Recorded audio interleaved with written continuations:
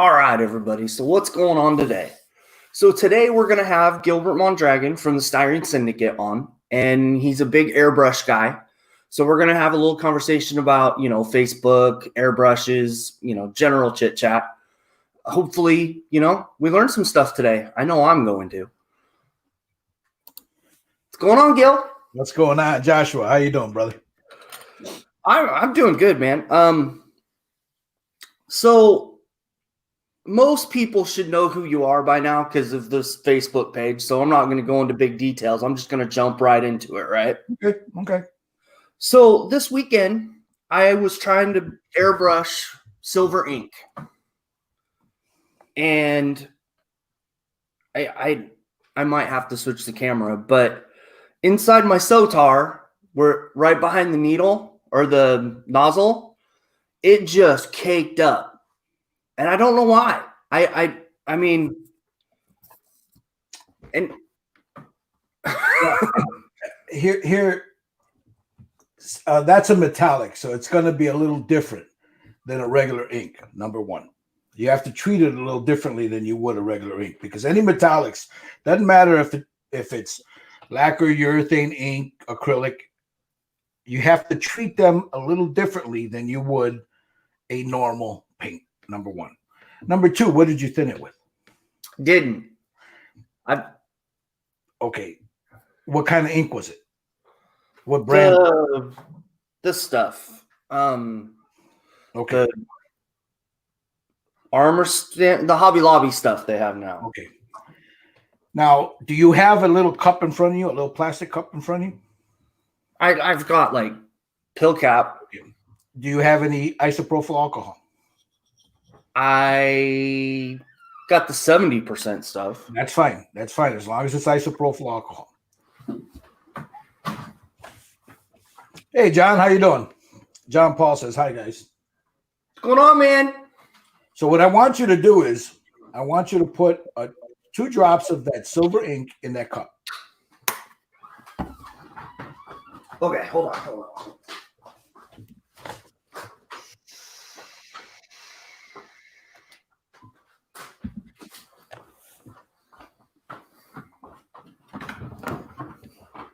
Now that's not an acrylic. Well, some inks can be acrylic. That's not an acrylic ink, is it? Yeah, it actually is. All right, don't use the isopropyl. You got water in front of you? See, what I use, and it is this, the Liquitex. And I cut this with isopropyl alcohol. Oh, okay. 50%, it depends on what I'm doing. This is the transparent stuff. So I have somewhere over there, some metallics, but it all depends on you didn't cut it, so don't use the isopropyl alcohol if that's an acrylic ink. Okay, so why is that? Because if you put isopropyl alcohol here, a lot of people don't understand that an acrylic paint, say for instance, let's say, I'll give you this for instance, the Citadel. This is a water-based. Most of your acrylic paints that we use now, a lot of people think that acrylic just means water-based. It doesn't. It's the polymers that are in it. So, like Tamiya, you got the Tamiya paint. That's considered an acrylic paint. Yet, the older Tamiya, you can cut that with isopropyl alcohol because it's not a true water-based paint. Regular water-based, Vallejo, Citadel, Reaper. What else? Bones, Minotaur. What else? I got a shitload of them here. Excuse my language, but Golden, Scale 75. Those are all water-based acrylics. So if you mix isopropyl alcohol in there, you're drying them up. It'll gum up. So probably shouldn't clean it with that either, right? No. Either use lacquer thinner, like what you did when you didn't cut it, but it dried up behind there and it gummed up. Mm-hmm. If you're gonna, depending on how silver you want that, you could add a drop of water in there, just mix it, and then just check it. Metallic paints are a little harder to paint, but once you get the ratio of thinner to paint / ink, you should be fine. Number two, you shouldn't have shot it through a sotar because the particles are thicker. So you want to shoot it through something with a bigger nozzle, say a 0.5 or 0.3. You don't want to shoot it through the sotar. The sotars are 0.2. That's for fine details. You start now. I'll shoot a metallic, but it's this stuff, the Reaper stuff, or I'm sorry, the Citadel stuff. Okay. Now I'll shoot it through an airbrush, through the sotar, but it's because the particles are so fine you can barely see them. You know, if you look at that ink, if it's in front of you, shake it, look at it, you'll be able to see the particles in there. Oh yeah, I mean it. And I'm still kind of learning. I'm not very good with an airbrush. If you're gonna use a metallic ink, that brand right there, a metallic ink, doesn't matter. Use a bigger nozzle. Okay. When you go to clean it out, a couple of drops of lacquer thinner, do a back flush, let it sit for about a minute, and then don't spray it through. Dump it out. Clean it out. Take your whatever cleaner you're using, or put a couple more drops of lacquer thinner through it, a backflow, blow it out, and then clean your nozzle, pull the thing out, wipe it, and you're good to go. Your mistake was trying to shoot a bigger particle through that small nozzle. Well, and then I was trying to use the Jesus juice to clean it out. It'll be a pain in the ass to do it. Excuse my French, because you're using a sotar to shoot a bigger particle through that nozzle. So okay. that's gonna gum all the works up, you know. So you're gonna have to take it all apart and clean it. So if you got a Patriot, or if you got an Iwata HPCH or something, or a Evolution, whatever, with a bigger nozzle, use that. Okay. But don't shoot bigger particle inks through your sotar, because you're gonna have a hell of a time getting it out of there. And yeah, that's gonna be my probably my project over the next week. Yeah. You can shoot that. You can shoot that acrylic ink. You can just drop one drop of it's 70%. I think it'll work with that. I'll have to. I don't know that brand that you're using. I've never used it. But most of your inks you can cut with isopropyl. But don't get crazy with it. Just if you got 4 drops of ink in there, put 1 drop of that isopropyl in there, mix it and shoot it. It'll help it to shoot. It'll help it to go through that nozzle, and it'll help it to dry quickly. Don't use it as a preferred thinner though, because isopropyl and water-based. That's the key word. Water-based is not good with water-based paints. It'll gum up your airbrush. That's probably what happened then, because by the time I went from black to white, and then I was actually doing the spoon thing, and I got it all to work, but it's like the airbrush is kind of toast. Yeah, use a bigger nozzle. That's all. Just use a different airbrush. Don't use the sotar. You can use sotar for inks, but I wouldn't recommend using the sotar for metallics. Okay, I'll have to try that out next time. So, how do you clean out the nozzle for that sotar? Well, it depends. Now, I don't tear my airbrushes apart all the time. I'll tear them apart once every 3, because I use them all the time. I mean, especially my sotar. I want to clear something up right away. I am not sponsored by Badger, none of that. I have Iwatas, I have Grexes, I have Harder and Steenbecks, I have Badgers, I've got I got a few Masters in there. Any airbrush will work in the right hands. You just got to learn how to use it. Now, that being said, if you're going to be using an airbrush all the time, and you say you have a Masters airbrush, I know people that use them and they do great. Problem with a Masters airbrush is you don't know what each airbrush, because the way they make them as cheap as possible, the Harbor Freight ones and all that. So you don't know what you're getting from airbrush to airbrush. So one airbrush might shoot beautifully, the next airbrush you buy is junk. So get yourself save your money, because what ends up happening most of the time, and I hear this all the time, is I went and got another one. I got about 4 of them, and none of them work. Well, dude, with the 4 that you bought, you could have bought a low end Badger or a Iwata, and then you wouldn't have this trouble. Yeah. So once you start, if airbrushing is what you want to do, and you're ready to make the next step, go to a Badger or an Iwata, and it depends on what you want to do. Do you want to do fine detail? Now you get yourself something with a 0.3 or a 0.2 needle. You can get a Sotar for very fine details. You can get a Micron, which is it's gonna big money, but you can get one of those. You can get a Procon Boy. There's a bunch of different ones you can get, and they all work. And when you go to clean them, it's all the same thing. The way I do it, when I tear my airbrushes apart, I use lacquer thinner. I don't use Mike Jesus Juice. I want to soak the nozzle and the head in lacquer thinner.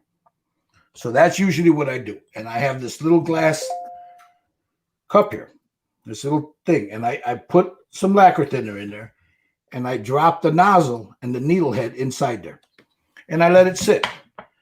And then I go to my airbrush. Say we're talking about a Sotar, so I'll show you a Sotar. 99% of the time, there's no reason for you to take this out. You shouldn't have to take out your air valve unless you got a bunch of gunk that went back there. And if you got a bunch of gunk that's going back there, you got a problem with the seal. So what I usually do when I take the whole head apart, I have this thing. I'll open that up in a second. And then I have this. This is a little mat. You sit it on a table. All your parts go on there. They don't slide around. So once I take it all apart, now with an Iwata, you have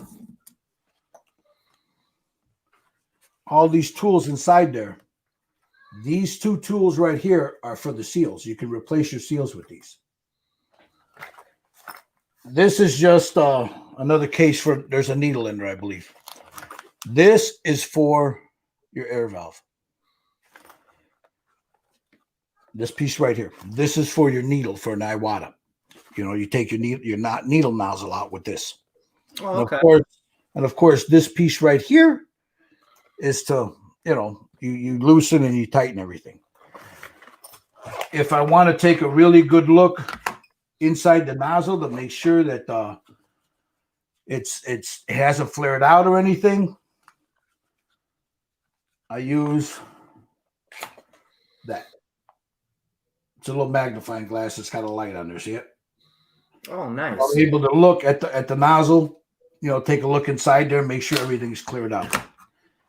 These things are a godsend. These little dental picks, because you can go in there inside your airbrush, your nozzle, and very gently clean them out. Also, and here's another little light I use. I keep this here. This is about a, 12,000 grit. So I'll take this and I'll take my needle and I'll just gently roll it through there just to make sure that it's smooth. Polish it out. I also use this 4-aught steel wool. I take the 4-aught steel wool, take my needle and just gently, as I'm twisting, clean it off, buff it up. Then I'll take a buffer and I'll buff it. That's the needle. Now, if you want to get in there and you want to clean that nozzle out, I see this a lot. You guys will get these things right here, and they're metal. What is? It's very hard to. Oh, okay. Those are the metal. This is the nylon brush one, but there's metal ones out there. So guys will get these metal ones, not realizing it, take it, and once the whole head assembly's out, they'll take this and they'll shove it all in there and they'll clean it out. What you're not realizing you're doing is you're scoring that Teflon seal in there. This is made of brass, so you're also, with that steel one, you're putting little scratches in there. So get yourself a nylon one, a very soft nylon one. Or Where are they? These things right here. You get these on Amazon. These are the makeup ones. You see it's pointed? Yeah. You take that, dip it in a little lacquer thinner or whatever cleaner you're using, and you just very gently go inside there and clean it out. Same thing with the other end, clean it out. If you have to put, some people use sonic cleaners. I have one. I think I've probably used it 4 times in 6 years. I don't recommend them. And here's the reason why. A lot of people don't take the air valve out. So they drop the whole thing, this piece in there, and not realizing that sonic cleaner is doing this. You know, it's gyrating. You're moving that around. You end up ovaling this out. You screw this whole thing up, and the airbrush is worthless. So if you're going to do that, take this out. The second part of that is the cup right there. That's welded on. Ooh. So what you're doing is when you throw this in there and you're letting it bounce around like this here, you're weakening that weld. So over time, I see a lot of posts on there. Oh, my cup fell off. Did you use a sonic cleaner? Yeah. There it is. 99.999% of the time, you don't need one. If you just cleaned it properly the first time, you shouldn't have any problems with it. Don't shove stuff through it. You know, just clean them out. Take some lacquer thinner, a couple of drops, let it flow through there. A little, you know, one of these things here, you go in there, you clean them out. It should be fine, man. You know, unless you let that sit up for about an hour or 5 hours and it just hardened. The other thing is that I tell people, I've had this, oh, Jesus, 15 years, maybe longer. And it's beeswax. So you take a little beeswax, very, very minute piece on your finger, and just rub it on the seals or on the threads. You don't need to do it back here, but you should do it up here in the nozzle part right here. You put a little beeswax on there, tighten that up. You won't have no blowback. You won't have any air coming out of there. Because I don't care what airbrush you got. I've got Iwatas that leak air through there. You know, eventually from all the screwing and unscrewing, you're going to get air leakage, you know. And the last thing is when you're cleaning, now you got your nozzle in here and it's been soaking. So you get some of these, and you can get these on Amazon. Whoop, upside down. These are paper points. These are the the paper points. Dental paper points. You can get these on Amazon. You take one of those out, you grab your nozzle, you take the paper point, you go in there and you clean them out, you grab another one, dip it in some lacquer fluid, get it in there, it'll clean that all out. The reason you want to use something like this is that nozzle is brass. So I see people using reamers. They use they use all kinds of stuff to get in there to scrape it. You're ruining that nozzle. It's brass. It's soft brass. I mean, so what you're really doing is you're ruining that nozzle. And then eventually you're like, oh, it's spitting. I got backflow. You know, there's this. And then I'll tell them, okay, take a close-up picture of that nozzle with the needle in there. Let me see it. They do that, and I can see the very tip of that nozzle flared out. So you ruin it. Now you got to buy your new nozzle. So don't stick anything that's harder than brass in these things in the nozzle. You want to use a paper point to clean them out. You know, if you got a lot of gunk in there, let it sit in lacquer fluid, your lacquer thinner. It'll be fine. Take it out, you clean it up, you rinse it, boom, put it right back in. You're good to go. That's what I do. You know, it's fairly self-explanatory. A lot of people, you know, I see a lot of. Here's the other thing I see a lot of. I see these guys on these YouTube videos. They tell you use gun cleaner. Don't do that. Don't use gun cleaner. That's overkill, man. You know.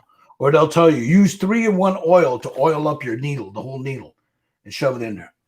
Okay, sounds like a good idea because it's 3-in-1, right? It's not a good idea because what happens is if you don't, that oil is not going anywhere. So now what happens is when you go to shoot something through there, your paint starts fisheyeing. You're like, oh my God, the paint sucks. No, dummy, you put 3-in-1 oil on that needle. What do you think was going to happen? You know, it's oil and water mixing. They don't mix. So So, Yeah. I tell people to stay away from that Iwata Super Lube. That stuff is just sticky and nasty. Don't never put lube in the air valve. Never put lube in here, because what ends up happening is over time it gets hot, it gets sticky. This starts sticking, then you're like, oh my god, it's stuck. It just, what, did you put lube in? Yeah, I lubed the valve. Now you got to take the valve out, clean it up, with some isopropyl, a little water, clean it, get all that stuff off, put it back in. Don't lube your air valve. It's not a good idea to do that. You're gonna have trouble. I don't care what people say. Oh, I've done it for 50 years. Yeah, and your paint looks like shit. It's spitting. It's nasty. You're not getting the performance out of that airbrush when you do that. Your trigger is sticking. Don't do that. You can use glycerin. You can buy that at Walgreens, Walmart, CVS. Anywhere that sells beauty products and stuff like that, you can get glycerin. You can use glycerin, or you can use Badger's Red Gap, because that's a food grade lube. So what happens with that food grade lube is the minute never lube the whole needle. You don't need to do that. Just lube the part that goes from here to here. That's all you need to do. Just a little lube on the tip, stick it in there, you're fine. So, I took the needle out and I just dropped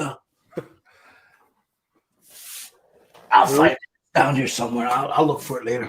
But yeah, that's how you do that. So that's how I clean my airbrushes, Josh. It's I hear that shit. It's down here somewhere. Well, I felt it hit my foot. I'll look for it later, but it's underneath that thing there. I hear that a lot, Josh, and I tell people all the time. I'm like, hey, man, there's. Here it is. Let me get that in there. Sorry about that. No worries, man. I get it.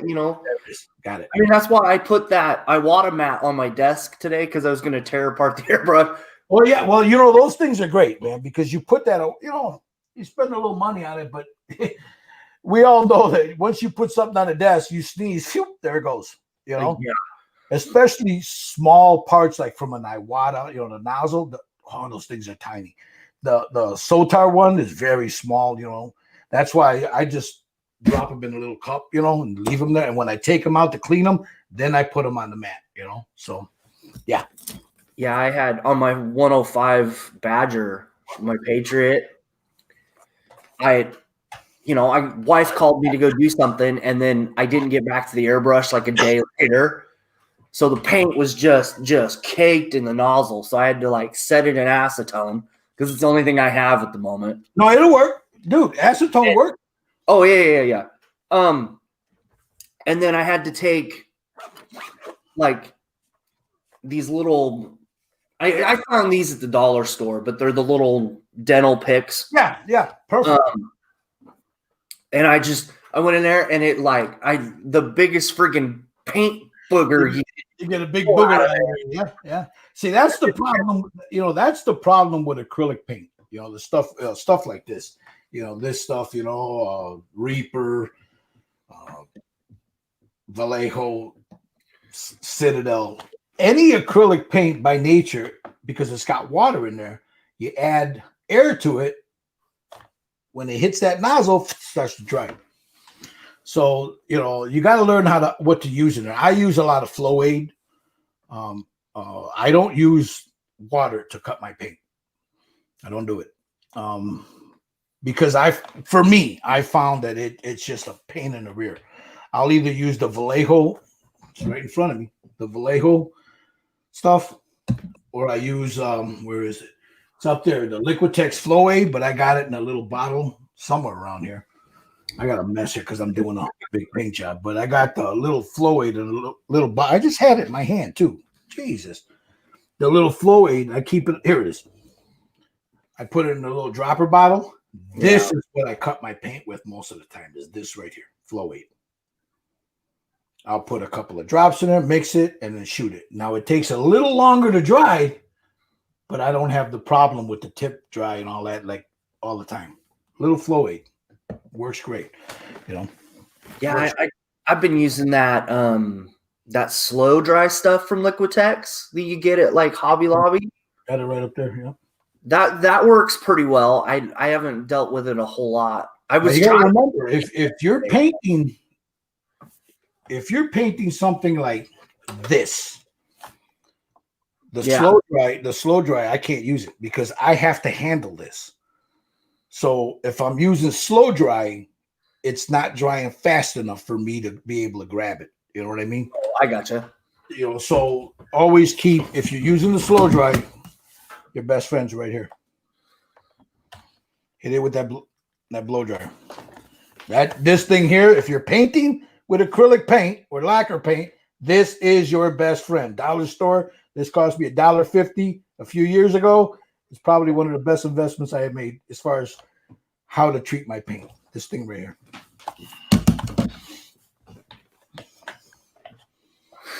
Mark, what's going on? Spruce Surgeon says hello. Yeah. What's going on, Mark? So, next topic. Do's and don'ts about spraying paint. The one I've been hearing lately is you want to push down on the trigger, pull it back, and then you want to let it go when you're done painting. I mean, everybody has their own way of airbrushing. You know, it's the way you hold that airbrush. What I do, and you get to the point where you're unconsciously you're doing it. You just press down and pull back. And then when I'm done, when I finish, I usually let my finger ride to the front of it. I don't just let go. Because when you do that, you get spit. So usually what I do is when I press down and I'm airbrushing, like so, I'll let my finger ride back to the front. You see that? Oh, okay. So if I'm here, I don't just let it go because once you do that, it pulses and then you get spit. So just bring it back. Or if you're painting, say like this here, and you're coming, I'll start here, right here. I won't start on the piece itself. I start about ½ inch to 1 inch away from it. And I'll start here and then bring it all the way down, stop about right here and let it go, you know. And then start again, come across, let it go. Here is where you want to stop, not here. But yeah, I mean, it all depends. Some people, I've seen them do it like that. It's a bad habit because what you could end up doing is when you're doing this and you let it go, it stamps back, it spits. Because you got to remember, the needle is out here now. I don't know if you'd be able to see that, but no, the needle is pulled back. You let that go, you're forcing paint to it, and it spits it. So just get in the habit of doing this. Riding that needle back and let it see. You end up you do that for about, just sit there, while you're watching TV or whatever, you're watching a YouTube video and you get in the habit, just muscle memory. Before you know it, you don't even know you're doing it. It just happens, your finger rides right back with it, it's like down, back, up, down. It's a quick thing. You don't even realize you're doing it anymore. But that's the problem with the spinning, though. When you let go of it like that, that needle jams back up front. Whatever's in the back of that cup shoots out to the front, plap, right onto your paint job. Then you get spitting. No, that makes sense. I totally get that. So you brought up the hair dryer. Okay, what do you think about the food dehydrator topics that's been going around lately? I don't see the use for them unless you're using enamels. No, I have one, and I haven't used it in 7 years. I used it once, maybe twice, and I thought, I get why they're doing it, because what they're doing is they're drying the paint, but you don't have to do that if you use lacquers will flash out quickly. So you don't have to use it with lacquer. Acrylics will dry fast enough, on their own, but you can speed it up with a hair dryer. So if you're using lacquers or enamels, lacquers and acrylics, it's overkill. It really is. If you're using enamels, though, I can see it happening. I can see people using it. I know people that do use them with enamels, and they use them with lacquers, and I think, why? The lacquer flashes out quickly. Why are you doing it? You know what I'm saying? Okay, he froze up. He'll be back in a second. Anybody got a question out there? He'll be back in a minute. He's been having trouble with his modem. So anyway, yeah, I don't think you should use one, but that's just me. If you use one, God bless you. If it works for you, and we're gonna wait and see because he just had his modem just went. So he'll be back in a second. There he is. There you are. That's okay. I kept talking. Don't worry about it. We got it going. So, sorry about that. I just explained why I wouldn't use one.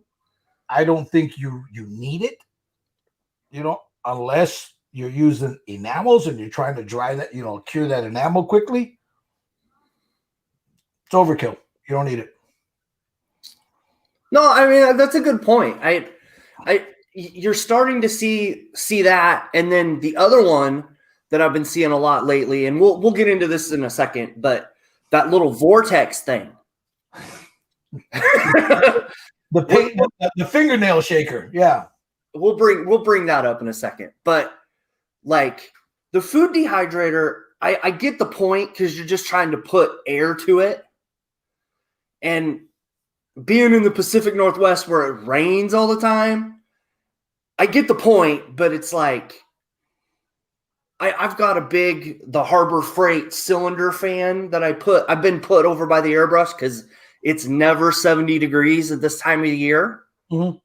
And that's going to go into our next topic. What does temperature really mean to an airbrush artist? A lot. For me, the best work, I usually do my best work winter, spring, and fall. The summer for me, the summer, but if it's raining outside, it depends on the humidity inside wherever you're working. Now, in my shop here, I have a big, it's huge, dehumidifier that sits there. That'll start getting turned on probably about the beginning of April. I'll have it running constantly, all the time down here. And then there's one on the heater. You want to draw the humidity, out of the air. You want it, as far as like airbrushing, if you're using acrylics or lacquer base, you want it to be about as stable. Now, if it's really wet outside and nasty and cold in your room, wherever you're at, if there's a lot of humidity in there, and if it's too cold, that's going to affect the way that paint shoots out of that airbrush. So the way to get around that, as far as like humidity, get a small dehumidifier. If you're serious about doing that kind of work. Do you need one? You can work around it. Drop a little flow aid in there. Drop a little retarder in your paint. You can get around it. As far as it shooting through the airbrush when it's too cold or too humid, you drop a little flow aid or you drop a little retarder in there, and that helps to keep it, fluid. It helps so it doesn't dry as fast. See, being out here in the garage, right? I've got that heater and it's over by my airbrush station. So at least that section of the garage kind of warms up a little bit. I have noticed a little bit of a difference, but it's like, sometimes I wonder if I'm just, overkilling it. Many years ago, Josh, before I got into this kind of painting, I did motorcycle tanks, motorcycles, cars, stuff like that. People would bring me their tanks, their helmets, their hoods.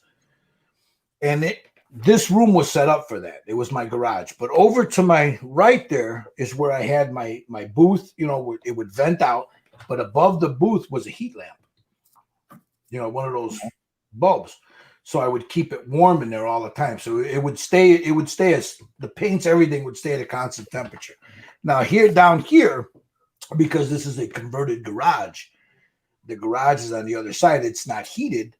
Sometimes it can get a little chilly in here. So I have a heater behind me that TV sits on. Now, if I don't turn that heater on, and it's maybe say, 65, 70 down here, I'll take my paint on one of those coffee cup warmers on a glass Pyrex jar, put some warm water in there, and I'll sit my paint in there. And I'll let it warm up a little bit.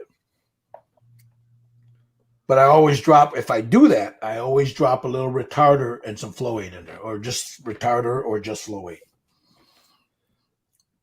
So the so how warm do you really want that paint though? You don't want it scorching hot.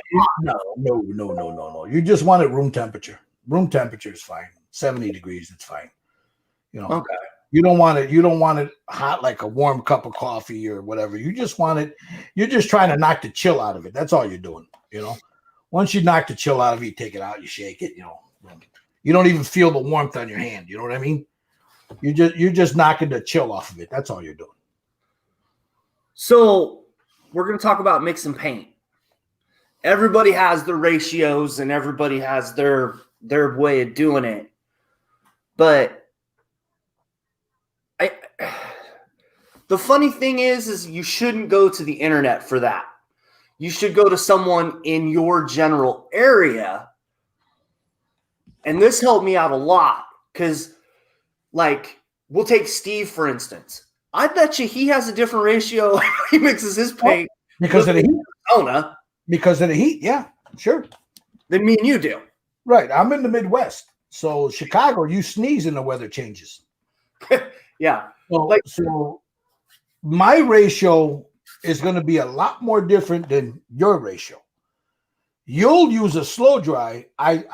Very rarely do I use one. As far as how do I mix, my mixing ratio, I couldn't tell you what it is. If you told me, well, what percentage is it like this red? How did you mix that? I don't know. I just eyeballed it. But that's because I've been doing it for years. So I got to the point where I could see what I need. And then I'll test it with a brush, against the cup, and I'll see the way it flows down. Boom. I like my paint a little bit more transparent because I build up layers. You might want it a little bit more opaque. Next guy might want it opaque. You know what I mean? Another guy might want it like ink. It's just a preference thing. The best way to think of it is this here. You want if you're going to airbrush, depending on the thickness of the paint, here, we'll go with, say, this. This stuff is thick. Well, the regular stuff, not this one. This is the air. It's a little thinner. But even this is pretty thick. So if I say I put 5 drops of this in a cup, I'm going to put 2 drops of thinner in there. And then I'm going to test it. And if I don't like it, I add more thinner. You can always add more thinner. Now, if you go a 50-50 ratio, it might not work for you. So always remember 2 to 1, 2 to 1, 2 to 1. And then you can always build up from there, with thinner.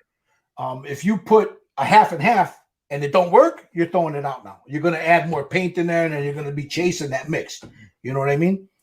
So 2 to 1. Start out with a 2 to 1 ratio.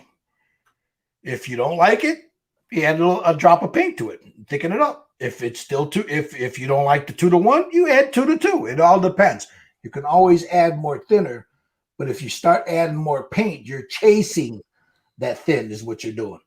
And some people don't get it right sometimes. Some people do. Most people don't. Yeah, I have struggled with that for the 2 to 1 time. And it also depends on what paint you're using. Vallejo thins differently than Citadel. Citadel thins differently than Pro Acro. Pro Acro thins differently than the AK Next Gen. They all thin differently. Look, remember what the craft paint. Mm-hmm. Craft paint, you can airbrush anything, but craft paint is so thick that probably is a 50-50 ratio. So, and I have some, but I barely use them. I use them for bases and stuff. I don't like airbrushing them because they give me fits, but you can use it. I mean, there are people that use them all the time. They get some great results from them. Just learn how to thin them. That's it. And I will say with the craft acrylic paints, the washer fluid stuff seems to work the best with that. It's whatever the binders in that windshield washer fluid that work, So I know Chris Cortell uses it a lot, and he's got the windshield washer fluid that he mix that he uses, and it works great. Hey, I know people that use the Jesus juice to thin their paint, and they love it. Now I've never have, but I use it to clean my brushes though. my regular brushes or my airbrush, but I've never thinned paint with it. And I can tell you, man, over the years, man, I probably got a few hundred people telling me they use it for thinning their paint. They love it. Go figure. Whatever works for you. But you're right. It also depends on the area you're at. Pacific Northwest, where you're at, a lot of water. You get rain and cold and all that nonsense over there. So your thinning ratio is going to be different than, say, Steve Sutton, because he's in a dry climate. Yeah. His thinning ratio is going to be different than mine because I'm in the Midwest, and so on and so forth. Find out what works best for you. That's the best I can tell you. But 2-to-1 ratio. Yeah, I mean it's crazy. And then he froze up again.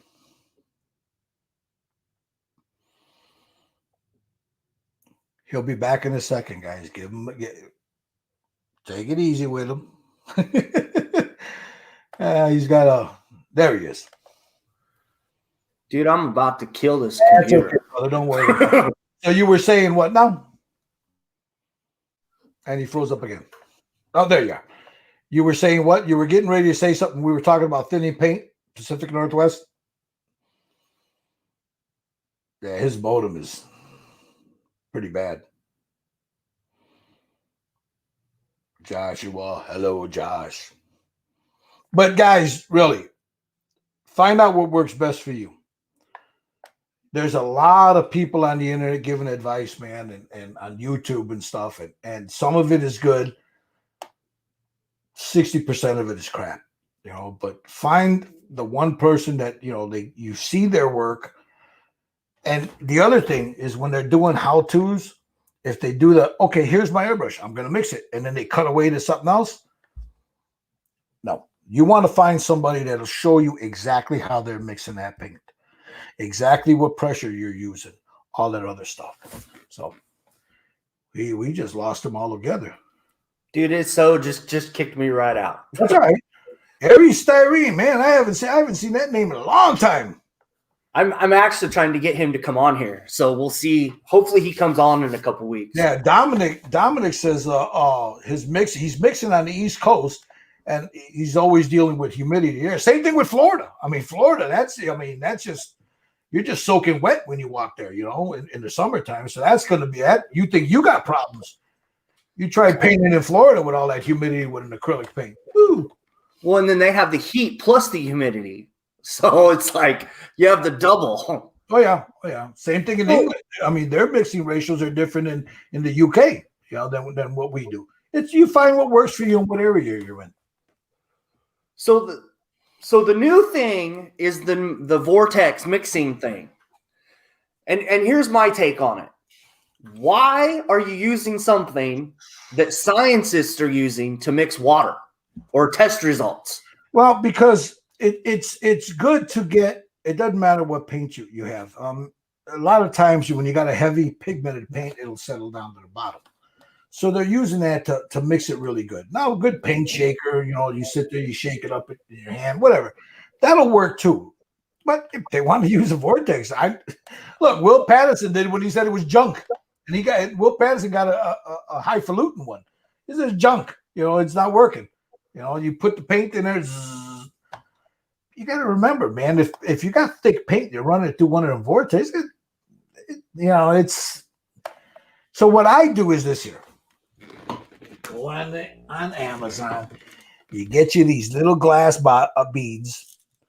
You throw a couple in the cup, in the jar. You shake the snot out of it, and it works just fine. Those vortex things. My daughter has one, but she does nails. So, she uses it to mix up the nail polish.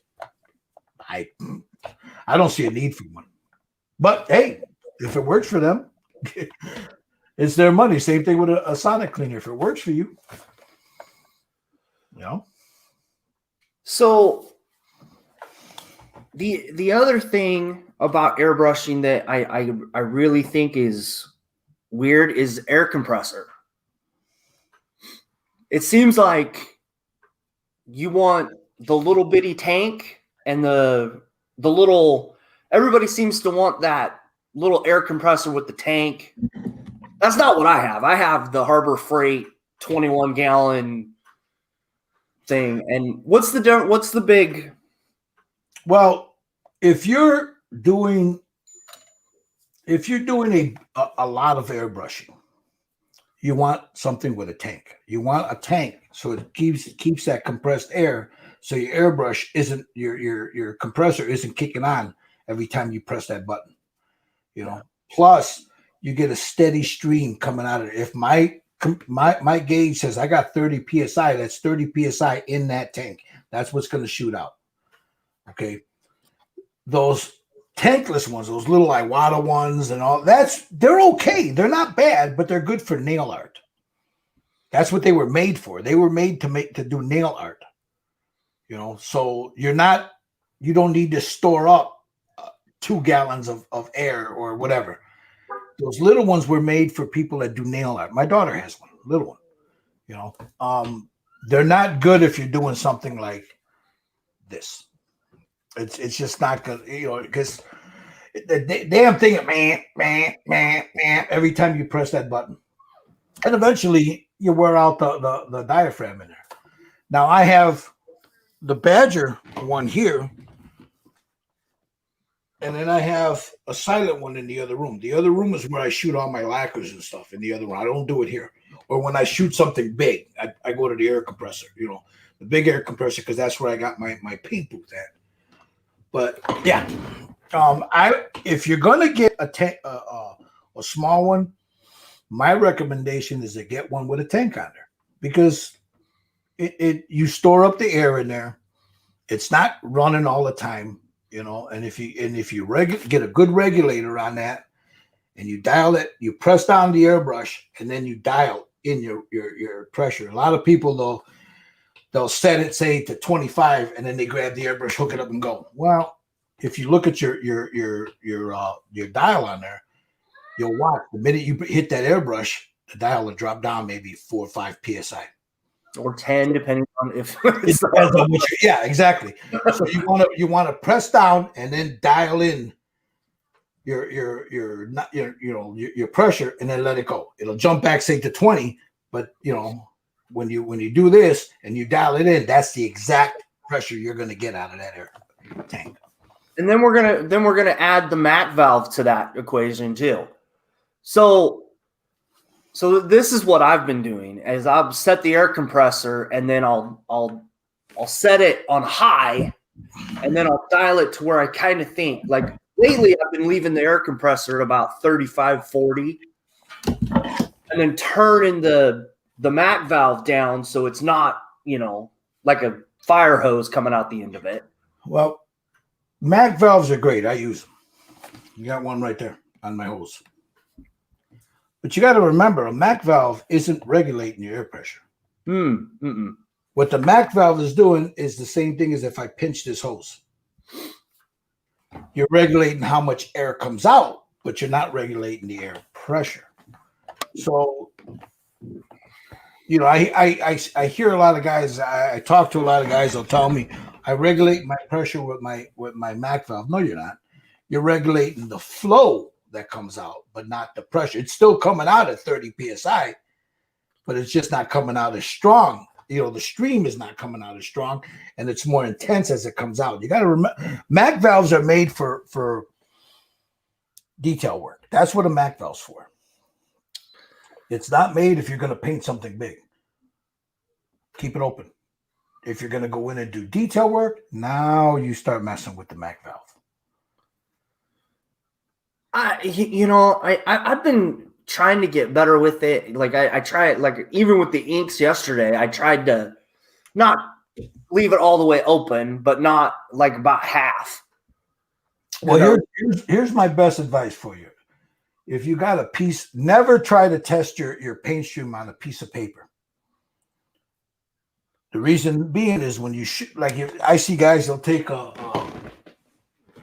piece of cardboard or a piece of paper or whatever, or tissue, and they'll say, "Look, I can do little lines with it," and they're doing it on a paper. Well, no, you're not. You're you're absorbing. It's absorbing. So you're not seeing where that paint is going. It's absorbing in the paper. So get yourself an old piece of I don't know, styrene, like a for sale sign or whatever, just a test piece, and test your stream on that. That will tell you exactly. It'll show you how that paint reacts when it hits a hard surface versus a piece of paper. Chancellor NW says, I test shoot on drink cans. There, yeah. Just test. You got a Coke can in front of you? Try that. You want to do it on something hard, because if you don't and you're doing it on paper, you're fooling yourself. Once you go to something hard, and then I again, this is another thing. Why is my paint splattering? Well, show me what you did. They take a piece of paper. There's your problem right there. Number one. Don't do it on a piece. Test your paint on something hard. I see what I've been using lately. You know how the Pepsi cubes or the Mountain Dew cubes, there's that. It's not cardboard, but it's not plastic either. It's that, but it's pretty rough surface. I've been testing it, like I'll just shoot it across to see how it comes out the first time, and then I'll just throw that thing away. Yeah. Well, no, I mean that's fine to test your flow, but it's not fine if you're trying to refine your stroke with the airbrush. It's good. Look, I do it if I'm getting ready to paint something and I got that, I know what the paint's going to look like when it comes out. I'll just go to make sure on a piece of paper to make sure I got flow coming out of the needle, and then I go to what I'm doing. But I also use my hand. I'll just spray it on my hand. Okay, boom, and then I go. You know, it's a preference thing, man. If the paper's working for you, fine. But you got to remember, cardboard and paper are not styrene. No. So you're gonna get a false what you see here on the paper versus what you see on the styrene. Just get an old for sale sign and just work on that. And then when you're done, just take the little Jesus juice and wipe it off, and then you could use it again. I got one right on the side here, and I just keep using it over and over and over again when I'm testing paint. Well, I'll have to switch to that. Maybe that's some of my problem. Yeah, see, like Chancellor says, it's worth testing the layering as well, and if paint types work together. Oh, absolutely, absolutely. You know, some paints don't work together, dude. They don't. I mean, the scale 75, I have trouble if I'm going to layer it with something else. So I got to make. Well, I haven't played with them that much. I'm not a big fan of them. They're nice, but I'm not. They got beautiful colors. I use them. But I'm so used to using the Vallejo, the Citadel, the Reaper, the Minotaur. You know, I'm so used to using that when I go to use something differently, I have to relearn how to do it. So, but yeah, no, I mean it's. Yeah, I mean, and that's the worst part about this particular topic is you start at zero and the variation just goes. It's not as difficult as everybody thinks it is. You just got to remember. There's three things you got to remember. Number one, excuse me, you got to have a good air source and a good hose. No leaks in it. Number two, learn how to thin your paint. I mean, whatever works for you. You got to just remember that when you're doing it, it's going through an airbrush. So you want to. I hear this 2% milk thing. I don't like using that because some people like it thinner, some people like it thicker. So you thin it to where you think is good. How do you paint? Do you paint in layers? Well, now you want it a little bit more transparent. Do you like to put like stylo resin, hose it down real quick? Now it's going to be a little thicker. So it's all your preference. So that's number two. Number three, the airbrush. Learn how to press down, pull back, let it go. Press down, pull back, let it go. Learn your airbrush. I do. Look, if I don't touch my airbrush in, say, a week or 2 weeks, I'll come down here when I'm getting ready to paint. I'll hook everything up. I grab my whatever airbrush I'm going to use, and I put water in it. And I just sit here and do this back and forth, back and forth. Because what happens, especially if I'm doing a figure, just back and forth, back and forth. I get that muscle memory back and boom. I don't care who you are, man. It's all muscle memory. If you don't use it, you lose it. And you know that totally makes sense. Like, and that's the worst part about having a job and an 8-year-old, and Oh, sure. it's like, Yeah, well, but I did this good last time. What the hell happened this time? well, and you got to be in the right frame of mind. That- I mean, you're going to sit down and do something like that, man. Make sure your paint is thinned right. Shoot a couple of test sprays, and then go for it.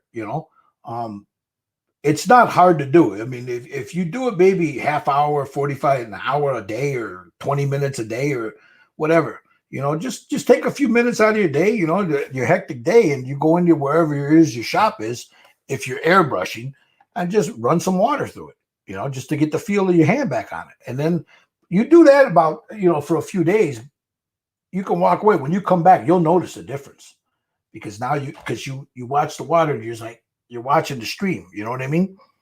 When I used to teach people how to do that back in the early 90s, that's what we used to do. That, and I would get those big bottles of Createx, that opaque paint, and I'd just water the snot out of it, and we'd have them in little cups, and people put it in there, and then they just sit there on a piece of paper and just watch that stream come out, and that would teach you how to go back and forth. And that we're talking a lot of different things, but that would teach you how to do it. I don't know. Did we lose you? Lost them again. So that would teach you your trigger control, because 99% of what you're doing with that airbrush is right here, and a lot, how to move it back and forth. I tend to do this if I'm doing a big piece. If I'm doing a small piece, I'm moving, but it's all in your trigger control. It's all in the trigger. Once you learn how to do that right, and it's nice and smooth, you're good to go. And the maintenance of the airbrush too, so you're good to go.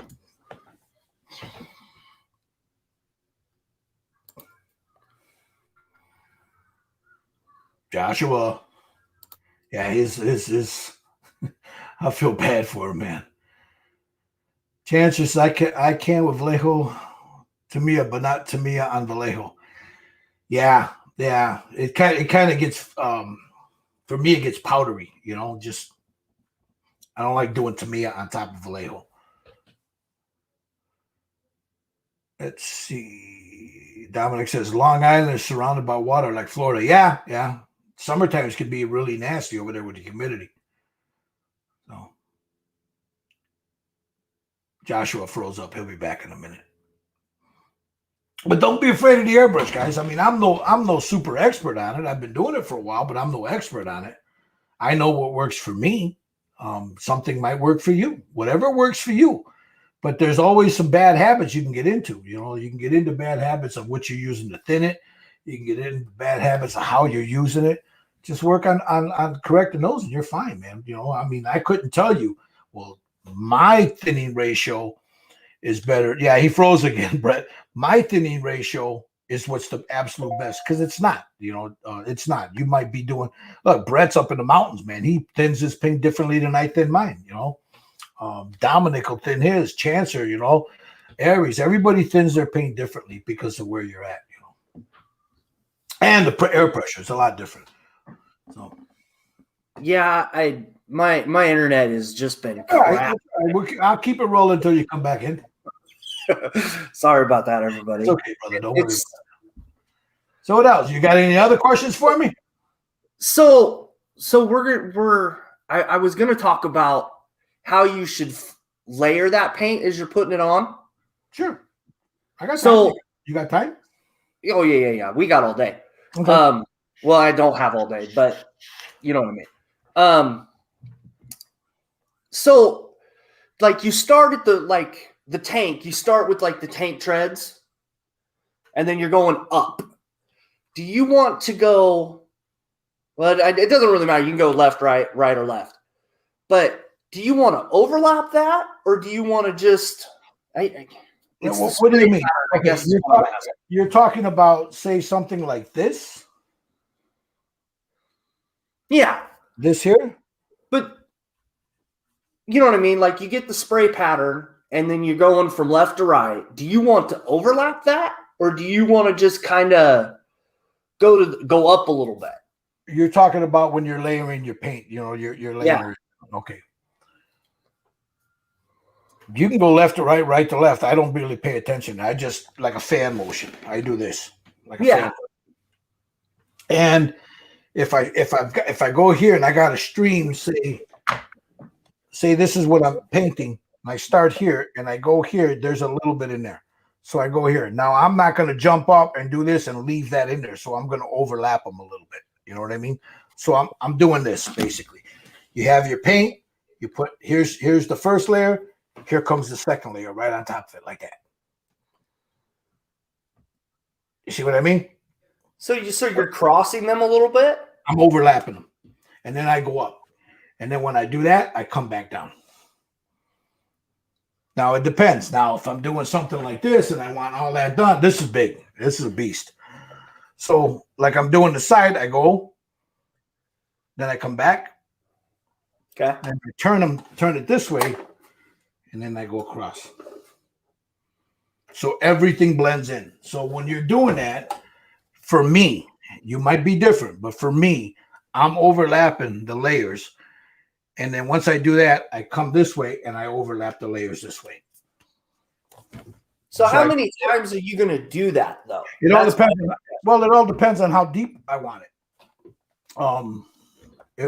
I do that until, to my eye, I don't see anything in there. I see just one continuous color. If you want, some people want those like the panel lines to be showing. So when I get to the panel line, the scribing, some people want that shadow there. I do it too. When I get to that point, I start at the panel line and I move this way. This is lighter, this is heavier. Then I come back heavier and then feather it into here so I don't cover up the darkness. So it all depends on what you're painting. If I want like this one, I wanted one continuous color. The panel line doesn't really mean nothing to me because I'm going to go in later with ink and start darkening everything up. You know what I mean? I know where the panels are. I'll just go in with ink now. And I never use black for a shadow. Never use black for a shadow. It's not natural. It's not natural to the eye. It's not natural to nature. So you want to use either a dark umber, a dark sepia, something like that. A nun oil. Nun oil isn't really black. You want to use Agrass Earthshade, something like that. Yeah. That's what you want to use for a shadow. You could always build it up. Make it darker. That was basically the last question I had for about airbrushing. The only other thing that we could bring up is safety stuff, but that's like, the air masks. That's just general.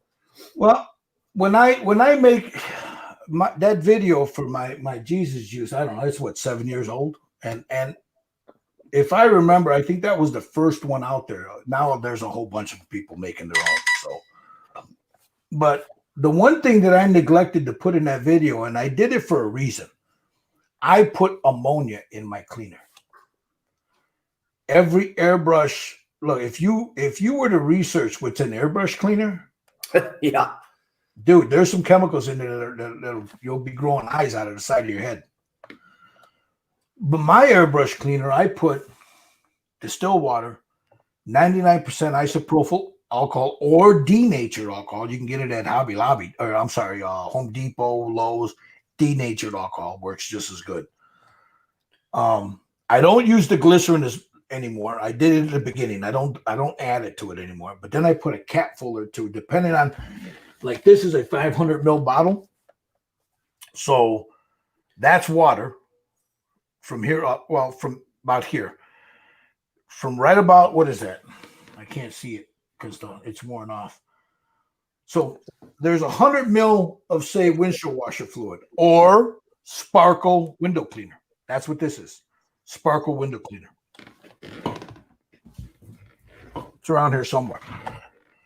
Then I take it from here up to about 250 and I add the isopropyl alcohol. Mm-hmm. Then the rest of it all the way up to, say, maybe 475 to maybe the 500 mark, that's distilled water. Then I take, I don't know, something like this. and maybe put, what is that, a mil, maybe, right about there, of ammonia. Put that in there, and I shake it up, and boom, good to go. And that ammonia is probably your best cleaner in the world. That will kill, that'll clean anything. But the problem with ammonia is you're breathing it. So that's what this is for. And I'm not without it, bro, because you blow your nose after you paint if you're not wearing a mask and see what it all comes out technicolor, you know. And the same thing goes with any cleaner you're using. If you're using the Vallejo's airbrush cleaner, dude, there's some chemicals in that. UMP, it doesn't matter. It's a good habit to put a mask on when you're doing that. You know, it's a good habit. Chancellor says the main overlapping trick is with masking with tape. Your mask color should go past the masking tape, then spray the mask color. Yeah, and spray the mask color along the edge. Yeah, but that's if you're masking. You're right. You're absolutely right, Chancellor. You know, but yeah, no. When you're, you shouldn't really be breathing any of this stuff. But dude, you know, if you look on your bench, in front of me, I have MEK, Tamiya, Mr. Cement, Testers, Plastruck, Gorilla Glue, thinner. There are 3 different thinners up in here. Some of the chemicals we play with are caustic, man. So you got to be really careful when you're breathing that in. No, the ammonia will not damage the seals, Chancellor. Will not damage the seals because you're not leaving it in there long enough. You're just running it through. It's not going to hurt the finish. It's not going to hurt the seals. You see a lot of people, though. Here's the one thing I want to talk about real quick, if you don't mind. Go for it, dude. Inside your airbrush, you see that little rosy at the bottom? How it's okay. A little gold in there? Oh, yeah. That's a well-used airbrush. That happens with any airbrush. I don't care if it's an Iwata or if it's a Micron. It happens with every airbrush. The reason being is this coating is different than what's inside here. This is because you handle it constantly. This is not as durable as what's out here. So what happens in here is eventually that coating starts to wear off and you start seeing that brass in there. Yeah. Now, that happens whether you're using lacquer thinner, water, acetone. Dude, back in the day, we used to, when we would do the airbrushes, we had a can of naphtha. You know, you got a glove on, you stick the airbrush in the naphtha, blah, blah, blah, blah, blah, blah, tap, tap, tap in the water, blah, blah, blah, tap, blah, let it dry out, go back to work again. You know, naphtha. Now that stuff is about as costly as you can get, you know. But, you know, you can use ammonia, you can use a lacquer thinner, you can use acetone. I wouldn't do it on a Harbor Freight airbrush because you don't know what kind of seals are in there, you know, or something with rubber seals. I wouldn't use it on. But these new Teflon seals, as long as you rinse it out afterwards, you should be fine. It ain't gonna hurt them. You know? Yeah, it's the fumes. It's the fumes, man. You know, it's the fumes. You don't want to breathe them in. But no. I don't want to breathe this stuff in either, the Vallejo thinner either. So you have a good extractor. Oh yeah, I got a it's called the Patriot. That thing's huge, and that thing, you know, you stand next to it, your hair starts moving out with it. But Yeah. you know what? Even an extractor, I don't care what kind of, unless you got a sealed-in booth, you can be in there shooting, say, lacquers, and I can come out here and sit down and I can smell them. Yeah. No, you're blowing air. The extractor's pulling it out of there, but you're still getting a little bit here and a little bit there, you know, and that's what's going to end up smelling. You're not going to get 100% of it out of your room. It's just not going to happen. No, it's pretty sad, but yeah, but you know what? Just wear a mask. Just get a paper mask, you know, or throw a bandana across your face or something, you know, when you're doing that, you know. You don't want those particles up in your lungs, man. It doesn't matter if I'm shooting this or if and half the time I forget to do it, and then I go to blow my nose, and it's like, oh man, I got Technicolor boogers, you know. But you know, and I pay for it because I end up with a headache. So you want to wear some kind of facial protection, especially if my grandson is down here and he's painting, you better believe he's got a mask on, and so do I. I don't want him breathing that, you know. So he'll paint, and then I tell him walk out of it because we don't do it here. I take him in there. I'll tell him walk out of the room, take it off, and he takes it off, hands it to me, and I hang it up, you know. But yeah, Yeah, I don't let him in use an airbrush without a mask on. I don't care what he's painting. I don't care what paint it is, and I don't let him use lacquers. Not right now. He's too young. Yeah.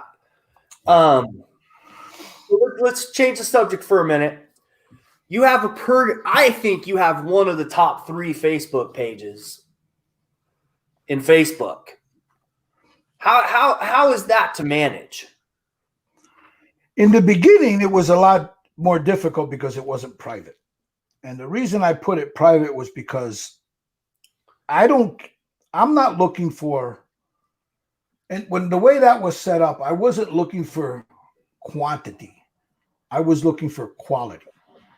I wasn't looking for, if I were to would have left it private, we could probably have 20, 30,000 members in there. But 20 to 30,000 members are not going to contribute all the time. Mm-mm. So the way it's set up, I like it. Do I encourage people to join? Of course I do. But the way it's set up is, look, I'm working on this. This is what I'm working. You show your work. If you ask, I don't let any unsolicited criticism, and there's a reason for it, because that can all just get blown up and you can get into flame wars and all that. And believe me, I've been through all that. What you want to do is, at least what I wanted to do, was have a place where, say you, Josh, your boy paints something. You say, look at what my son painted. Yep. Hey, that's pretty cool. You're doing great, man. You're getting a little guy to paint. Or look at what I painted. It might not be the greatest thing in the world, but you painted it. You know what I mean? And to me, that's 90% of the journey. Now you got the 10% if you want to refine it. So if you ask for a critique in the group, you're going to get one. There's guys there that are damn good, and they're going to turn around, they're going to give you one.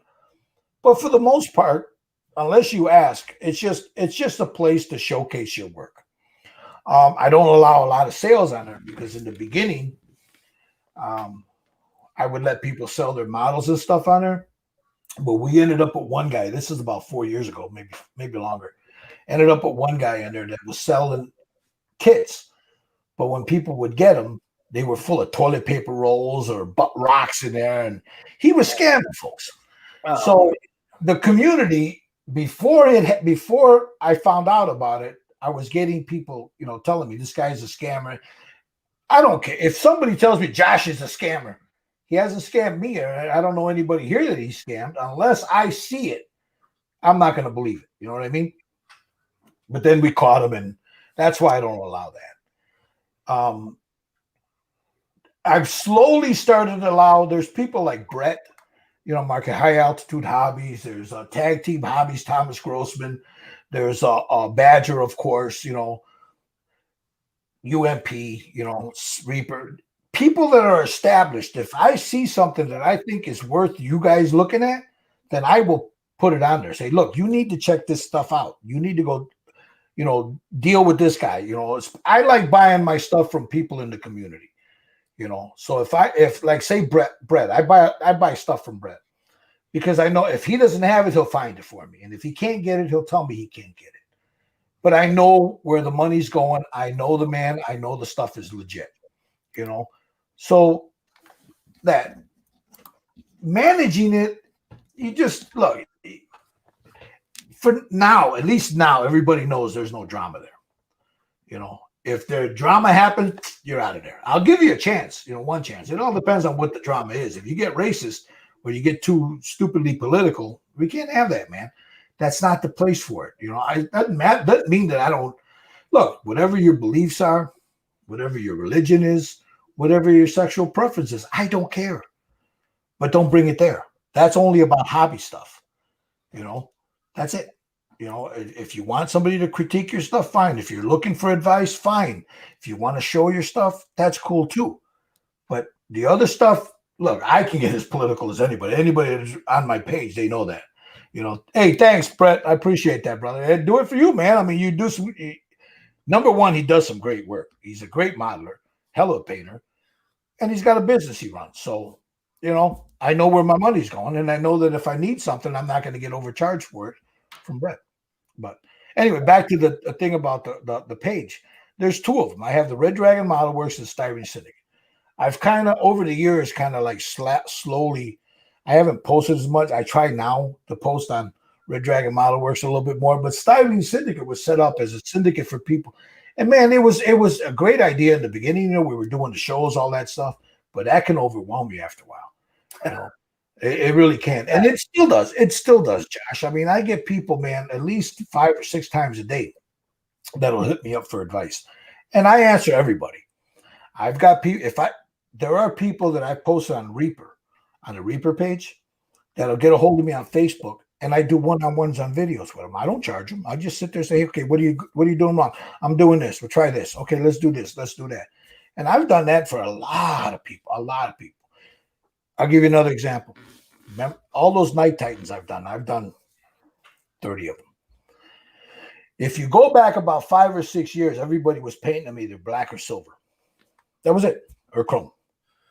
I said, nah, man, these things, if you read the lore, like the Mechanicus and all that, this stuff is more like a gothic type of thing, So I started painting them different colors than brass with the silver. And then I did a tutorial on one. And then I showed a couple of people through a Facebook messenger group, and then now everybody's doing them, and that's great. That's great, but that's how you progress the hobby, man. I wanted to say something about inspiration, if you don't mind. Yeah. People that ask me, well, who inspires you? One person. Now, I'm not talking about figure painters. I'm just talking about a painter, Frank Frazetta. My style of painting has always been in the Frazetta style. I like the bold colors. I like that. I'm not looking for utter realism. I'm looking for what Frazetta did, and I'm nowhere near that, but I'm trying to do what Frazetta did.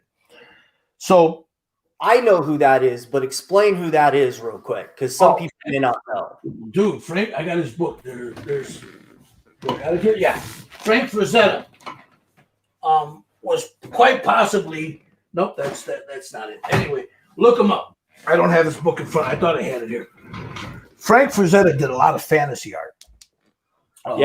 He did a Conan. If you look up Conan, look up the Death Dealer. That's all Frank Frazetta.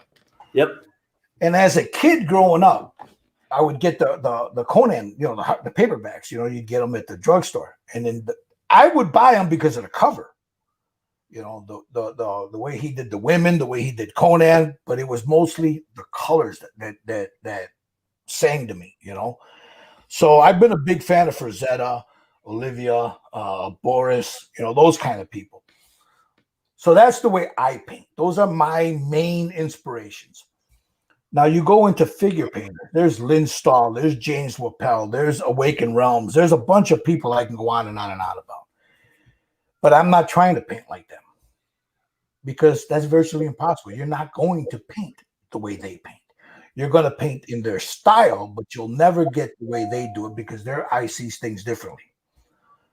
So with your inspirations, find something that inspires you guys. As far as like me, I like bold colors. I love a lot of bold colors. I don't like dead muted colors. I like bold colors. So find an artist that inspires you to do that, and if you see somebody that does like a figure painting, then follow them. 90% of the time, if you ask them a question, they will tell you how they did it. Some people want this, and I get that. It's their bread and butter. They're going to do a Patreon. They're going to do a one-on-one. I know people that charge $50 to $75 an hour to show you something. I know some guys that charge you $100 a half hour. Me, I don't care, man. It's not that I don't need the money. I mean, I would love the money, but you know what? Somebody showed me how to do it, so I'm going to show you how to do it. They didn't charge me when I asked them, so why would I charge you? That's just my philosophy. But my advice to people out there is, don't try to paint, say, like James. You're not going to paint like James Wappel. That guy he's an alien. He can grab a figure and it'll be in bare primer, and while you're talking to him, he's just Oh, And we had him on a couple weeks ago, dude. He started that figure, nothing on it, and then 2 hours later, it was almost done. It's amazing the way he does it.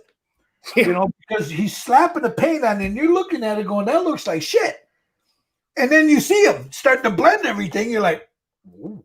And then he blends a little bit. Oh, and then he did this there and there. And you're like, "I hate you, James." The man's an alien, man. I mean, and then you see some of his bigger work. Oh God, it's fantastic. But he reminds me a lot of remember those old heavy. I don't know if you guys are out there. They used to have these old heavy metal magazines. I got them all, man. I used to collect them as a kid. And the way he paints is the way a watercolor person would paint. You know, and he uses those oils like he's got that down pat, man, the way he uses those oils, you know. Now I use them too, but I don't use them the way he does. You know, this guy, I mean, he's got what we call a sludge plate on his desk, and you look at it and there's just a 1,000 colors on there. It looks nasty, but he's dipping into all of them, you know. He's dipping in beautiful work, man. Just so you know, like on the page, on the Styrene Syndicate page, you know, somebody will say, "Hey, I want an airbrush like that." Well, I can show you, but the way you see things are a lot differently than the way I see things. You know, I can show you techniques, but then from there, you take it to your own level. Like you, Josh, you're painting. You see things differently than I do. But it's, you know, and you've done it. Hey, what do you think I should do here? Well, hey, add a little bit of this to it and whatever. Yeah. But you have a vision of what you want that figure to look like versus what I want it to look like. Now, me, I got synesthesia, so I see these colors when I'm listening to music. I start throwing colors on everything, you know. I mean, look at some of the dragons and some of the stuff I've done. They're beautiful with the color. And I like layering the color. I mean, pictures don't really give it justice when you look at them, because some of the things that I've done, when you look at, you know what an opal looks like? No, I have no idea what that is. If you look at opal, it's a stone from Australia. You look at an opal. Oh, okay. And there's 50 different colors in there. Beautiful. That's my inspiration of how I paint. I want to get so much color in there that it doesn't, number one, it doesn't look tacky. But number two, when you grab it and you do this and you start to move it, then you start to see the different colors in there. Like, say, the red, this red. There'll be yellow in here on that red. Yellow ink here. And that'll bring that highlight out like the sun's beating down on it right here. That is the one thing that you're really good at, is how to layer that paint. And I've tried to do that a little bit, and it just, like, I've got to do it more. It's crazy how easy you make that look compared to how hard it really is to apply. You just got to remember to put it very lightly and build it up. Yeah. That's what you have to remember to do. And you have to also remember that you got to have good lighting wherever you're doing it. So when you take it, you're doing it, you're turning it, you're looking at it. Let's talk a figure, for example. When you're talking about something like I'll bring two here. Her. Let me grab this guy right here, just to give you an example of what I'm talking about. Let me turn on the overlay, because you're going to need that to see this. So when you're talking about reds, when you look at this, tell me what colors you think are in it. Well, I mean, there's red. If I remember right, there's a dark gray, black. There's tan, there's silver. I think the guns are gunmetal, right? Mm-hmm. But you did something with purple, and I can't remember what it was. All right. With her, you have your basic, it's primed. This is all black Stynylrez. That's it. Oh, okay. laid the red down. The red that I like to use for stuff like this here is the Citadel Mephiston red. So I'll lay the red down. But when I'm laying it down, I have shadows here from the black, from the primer. So now I've established all that. So now what I do with this is I'll let that dry. Then I'll go in, like say in the shadows here. What that is spaceship filth, oil. Oh, okay. And I'll shoot that to an airbrush. And I'll just very lightly put that down. Like here, in between her breast, her belly, whatever. On the back. Let that dry. Then I'll go in. This is one of my secret weapons right here. There's purple in there too. I should very lightly, very thin, transparent purple in there. Because purple and black, there's your shadow. And then I'll come in. If I can turn this around so you can see the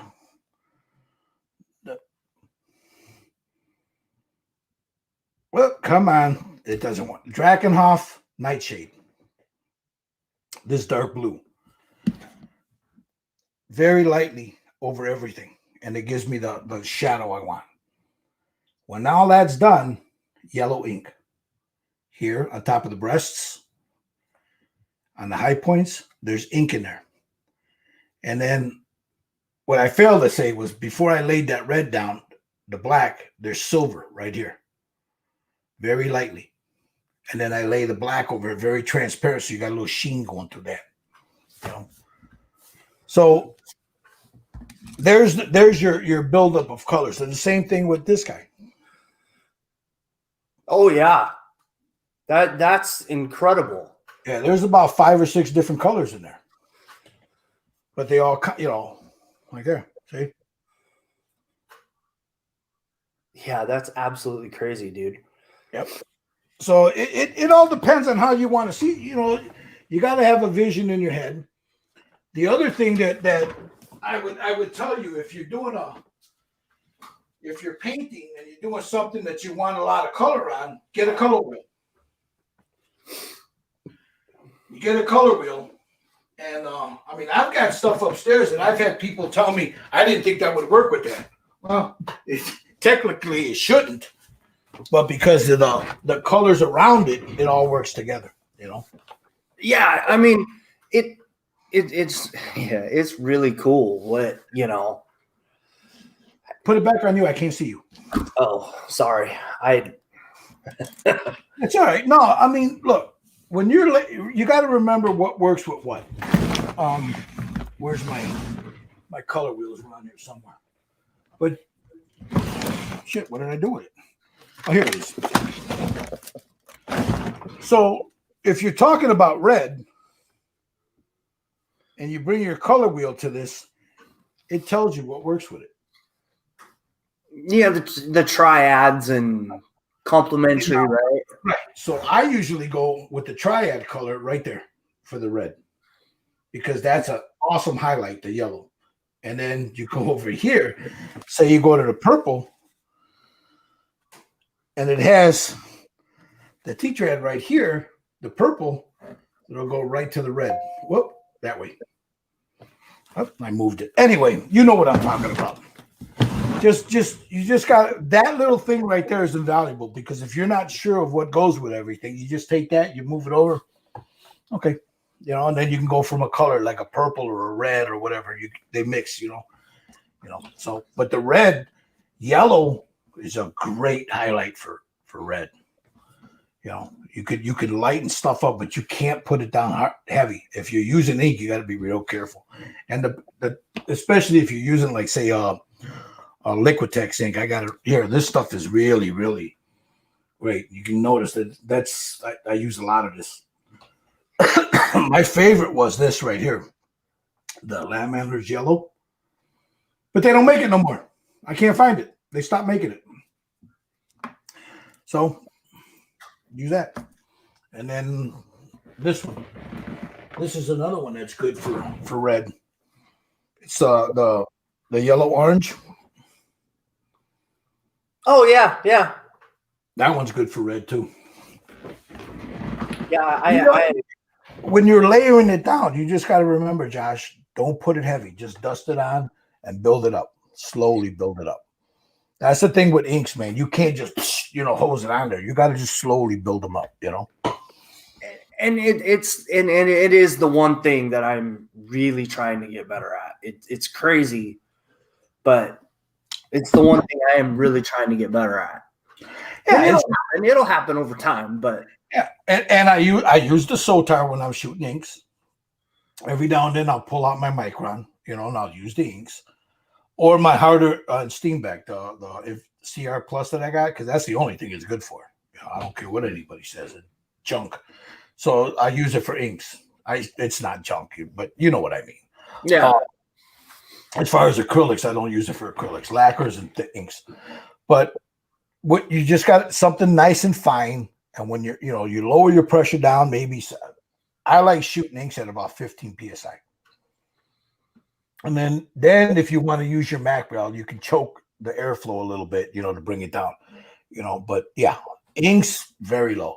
Acrylics, depending on where you're at, there are times I shoot them at 15, but they're very thin. They're thinned a lot, when I'm shooting them that low. So Chancellor says, my inspiration is aircraft on a flight line. I like a well-used Russian bird parked out. Yeah, there it is. There's your inspiration. He also says you also paint depending on purpose. On war game tables, you will often want a fantasy of a sci-fi miniature to pop and stand out. I would suggest that is for some fantasy modeling figures. Exactly. If you're painting for a shelf and you want that thing to stand out, you want bolder colors. Yeah. If you're painting like, say, these Warhammer things, I see some beautiful ones, weathered beautifully, whatever. That's great. Depending on how you're going to use it, what your vision is. If you want, say, your Night Titans all beat up and weathered, that's fine. I don't like weathering them. I have done it. I don't like doing it. I like them nice and shiny. But something like what I'm doing here for Richard, I'm going to weather them, but not a lot. Not a lot. I want them to stand out when he brings them out on the gaming table. There's some ass ready to hit you. So yeah. That's what I'm doing. So, but yeah, inks are wonderful, man. They are inks and oils. Oh, you just can't be, especially oils. You can't beat them. You can't beat them because when you're doing oils, you can slap that on there. You can walk away, come back 2 hours later, and you can move it around. And they blend so beautifully. But there's guys that can do it with acrylic. I can't. Now I can do it with an airbrush, not with a paintbrush. But I'm getting better. I'm getting better with a paintbrush. Getting a lot better. So anyway, we've gone about an hour and a half. Did you have any questions for me? No, I mean, we talk a lot when we're in the hangouts and stuff. So, it's just, like, what is it that you want to do with your painting? Where are you going with it? What is it? What is your vision, Josh? Like, say that big Night Titan that you're going to do, that big, Imperial Titan. That's going to take a lot of paint, bro. But how? What's your vision for it? I mean, when you sit down and you get okay, let's talk about when you're painting one of your figures. So let's stick with this, right? Okay. I was actually trying to get like a little bit darker of a silver. So that's what I was testing out yesterday. Is because I'm getting to a point where I'm getting to the primer stage, but I don't want it to sit in primer for more than a week because dust and stuff gets collected on the stuff. But I mean, that's why I was going through and I was testing all kinds of silvers, and I want to do either silver ink or I want to do the Wicked aluminum. Okay. I think black undercoat. So it has that bold, like dark silver. No, I get you. Yeah. Look to it. And it'll kind of match a little bit. And then I'll call them armor plating that goes around on this guy. I want to have like bright reds, yellows, blues. I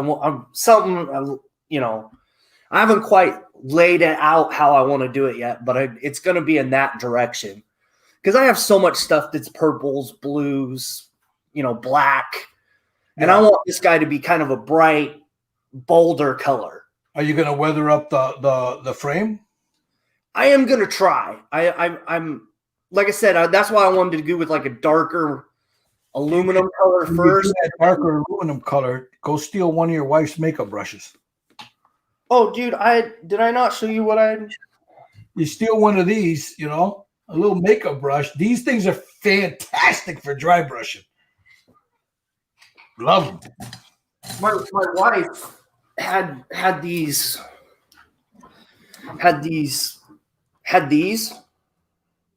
yeah, they're great. But I have like the old razor brush. Yeah, that's what I use. Yeah. Yeah. So I've got these, and I've been testing them out with certain stuff. Yeah, one of those bigger ones. That, and get yourself some of those. Even when you're doing that kind of work, even if you're using acrylics, you put a little isopropyl in a squeeze bottle. Not a squeeze bottle, a spray bottle. Where's mine at? What the hell did I do with it? Man, I got so much stuff around here, man. I can't remember what half of it is. I got a spray bottle. Oh, there it is. It's up there. I got a spray bottle here. And I do this a lot with figures. With the isopropyl alcohol. Yeah. And one of these. Either one of these or the wedges. Uh-huh. So say on a figure, I'll put the if I depending on what I primed it with, it'll either be black, green, or brown, depending on the skin tone I'm after, Yeah. Once I put the start layering the skin tones, I shoot it with isopropyl alcohol. Just missed it. Go in there with this and just tap it. Tip, tip, tip, tip, tip, tip. And it gives me the little, you know what I mean? If you look in the mirror, you got all the little splotches and stuff on your skin. Skin isn't really smooth, No. But even on something like that, you want to weather it. Once you lay it down, put a little quick matte, whatever, clear coat on there, and you start layering your colors, and you want that metal to come through there. No spraying, just tap, tap, tap, tap, tap. There's your weathering right there. Yeah, I mean, it's little things like that I'm gonna be learning with this guy, because it's a bigger model, so I've got to use bigger techniques that are gonna make it stand out. Yeah, weathering. If you're gonna dry brush, a little dry brush isn't gonna work for that. You want one of those bigger makeup brushes so you can, all over the whole thing. Yeah, I mean, but for the most part, it's gonna be like the aluminum base or the silver, depending on which one I like more. Now, when you're, who are your inspirations as far as figure? I mean, I know you watch a lot of figure painters, so you get a lot of tips and tricks from them. Lynn Stahl, I know you watch Lynn James. Who else are you watching as far as like YouTube and stuff? I've been watching that Artist Opus. He's good. That guy's good. Because just what he does with this kind of stuff. Oh yeah, yeah. It's crazy. It's basically a dry brush he's doing. And he does that on everything. And it's like, I'm on their Facebook page. I'm like, I almost bought those dry brush things. I got close, yeah, but then I thought, you know what? I got these paint brushes. They'll do the same thing. Or these makeup brushes do the same. It's basically a makeup brush. That's basically what it is.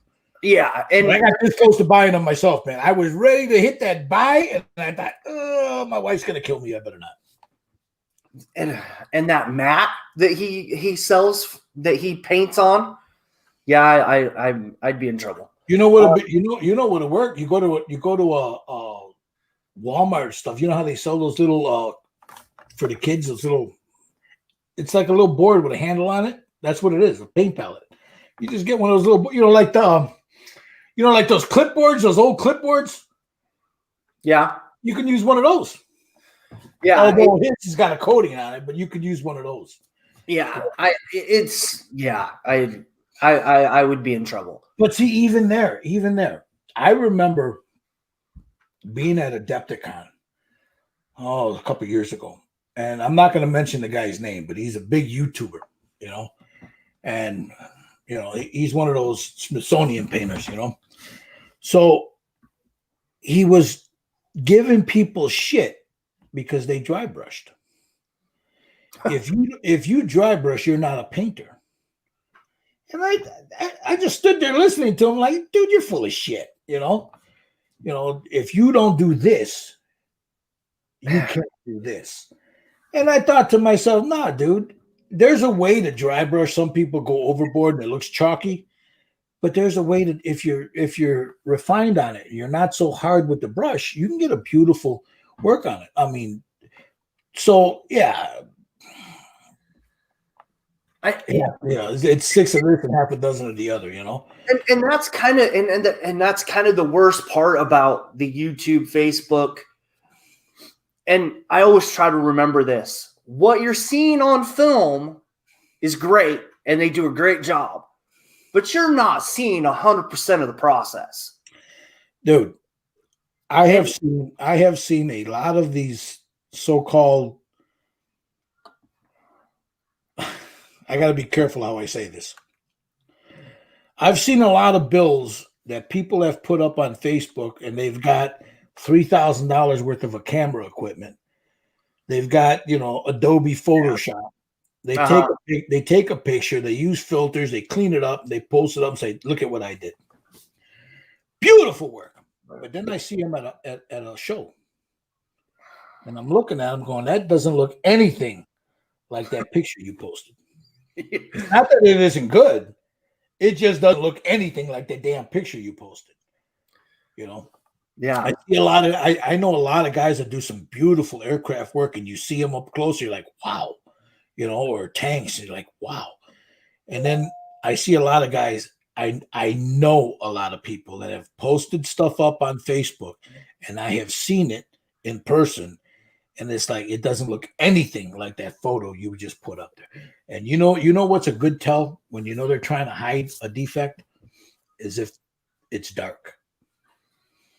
They use a dark background, and then they bring in that darkness in there, and then they try to fill in the front.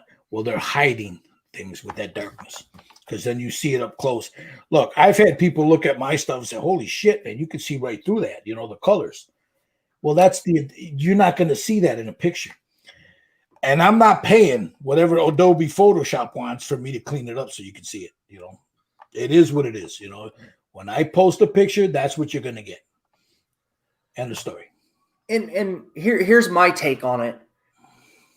Why spend all that work on something that you're trying not to be? Look, I get why people. I get why photographers do it. There's a lot of guys that their second hobby is photography, so I get why they do it. You know, they want to put the best. They want to clean it up, the image, the background, everything else. You know, I get why they do it. I mean, I got no problem with it. You know, they're shooting it for a magazine. I understand that, because you want people to look at it, so you're putting it in a glossy magazine, you know, a fine scale model or whatever. You got to have the right lighting, all this other stuff. But the expectations people should have is that 99% of the time, it's not going to look like that if you buy it. Yeah, no, it really isn't. Here, I'll give you an example. The first pictures I took of this tank that I'm doing, you see that red? It's deep. It's deep red. Well, that's because of the lighting in here, you know. So I use my iPhone and click, put them up. Well, that red looks gorgeous.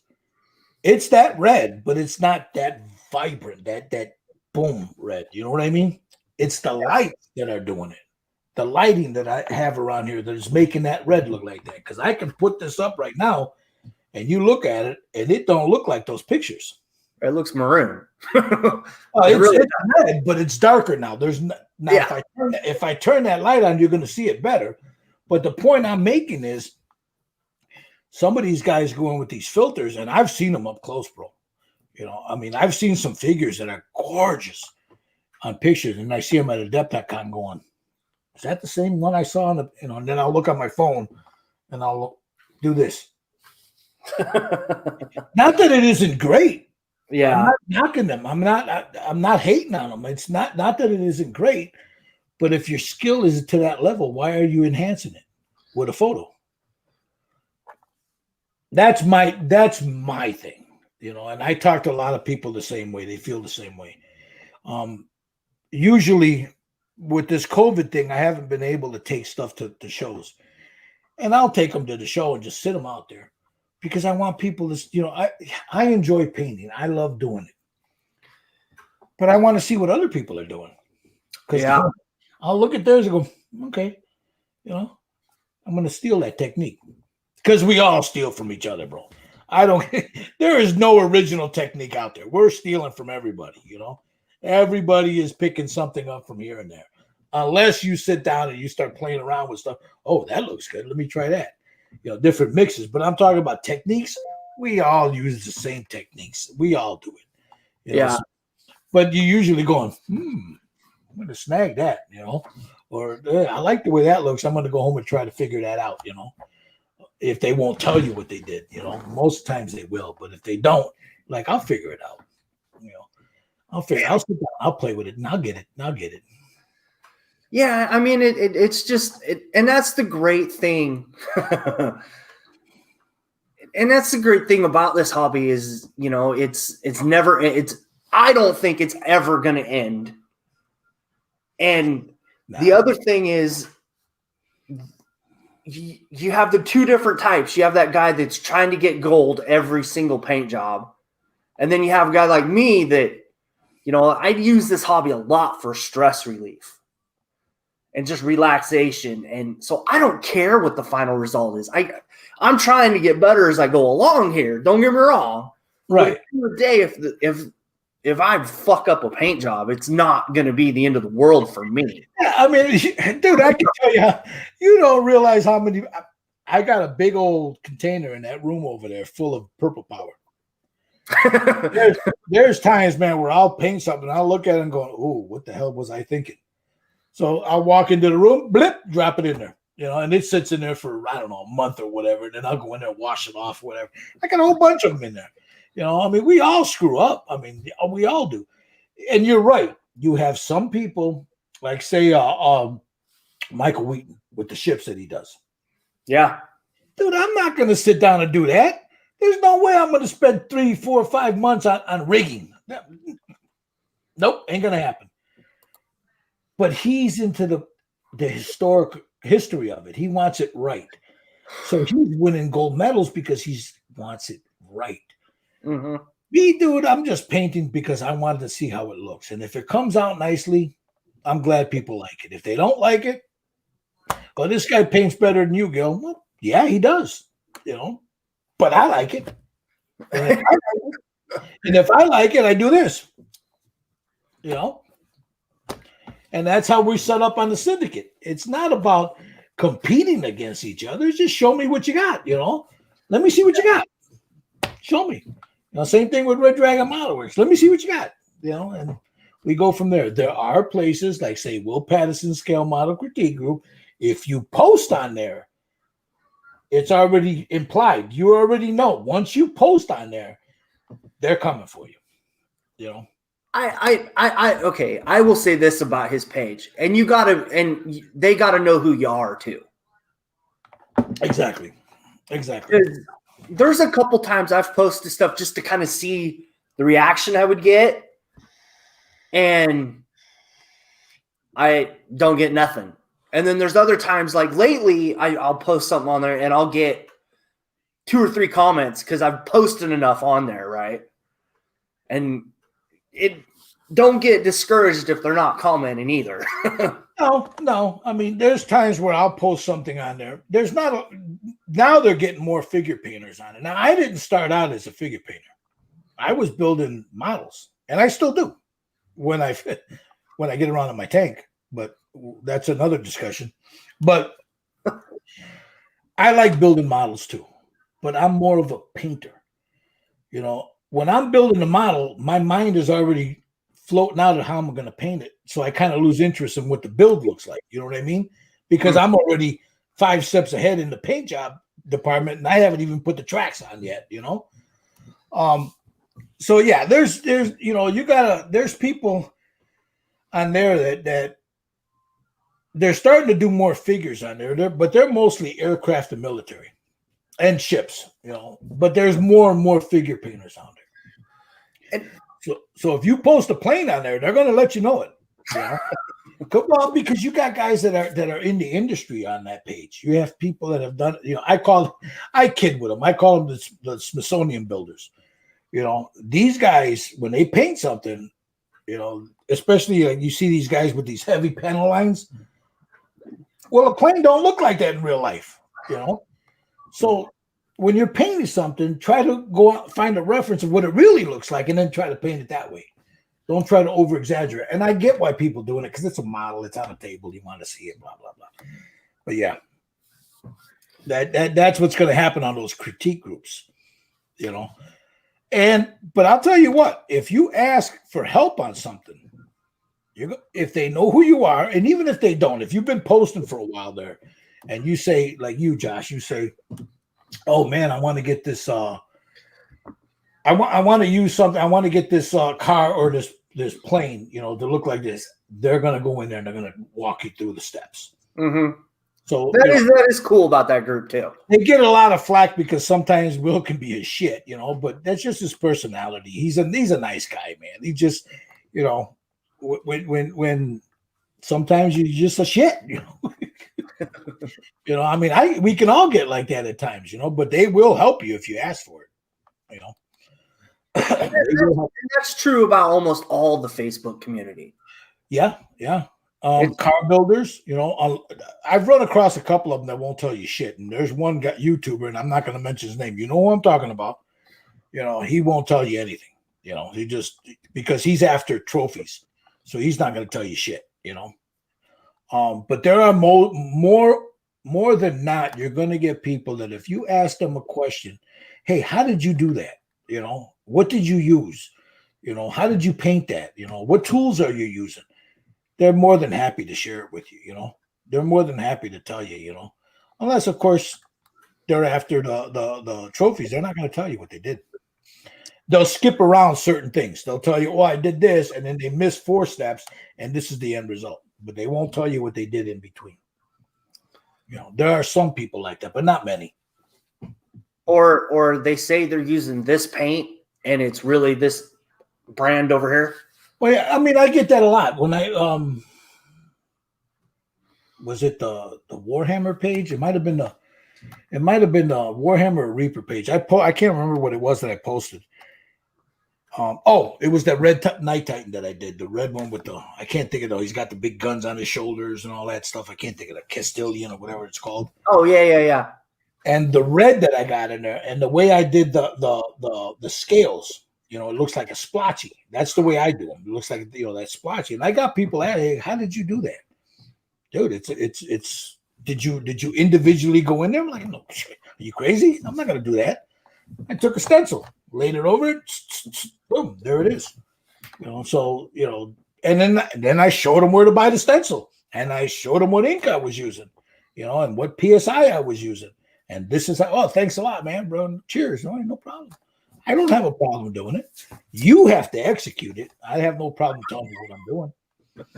Yeah, and that's a lot of the cool thing about the hobby is everybody tends to share. Yeah, and for the most part. I mean, I thought this segment that I've been doing over the last couple of weeks has been working because you're just pulling that little bit of information out of everybody. Well, yeah, I mean, and it helps, man, because if you get people from all the genres, believe it or not, you can use all of that on what you're doing. You can use what James does. You can use what Lynn does. You can use what Michael does. You can use what John Paul does. You can use what this guy. You can use all of that and bring it all together. Take bits and pieces of what they're saying to you. Same thing with me. I'm not the end all and be all in airbrush. I know guys that are 1,000% better than me. But this is the way I do it, and it works for me. And I'm glad to help anyone that needs the help. That say, hey, man, how do you do this? Well, this is what I'm doing. Let's see if it works for you. And if it doesn't, tweak it to your thing. I don't mind sharing it, man.